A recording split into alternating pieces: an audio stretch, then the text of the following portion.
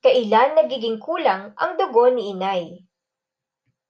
Sa kondisyong tinatawag na anemia, mayroong kakulangan ng malulusog na red blood cells o hemoglobin na nagdadala ng sapat na oxygen sa iba't ibang parte ng katawan. Ang kakulangan o labis na pagdurugo sa pagbubuntis ay maaring magdulot ng matinding komplikasyon. Kinakailangan nito ng agarang atensyon mula sa doktor.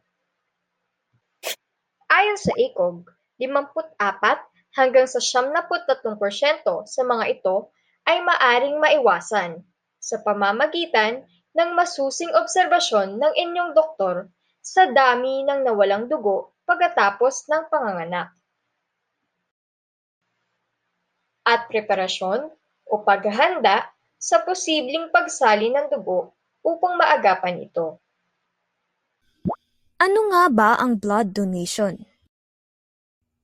Ang blood donation ay isang proseso na naglalayong makalikom ng sapat na supply ng dugo upang magamit sa blood transfusion. Ito ay ginagawa sa pamamagitan ng pagkuha ng dugo mula sa donor.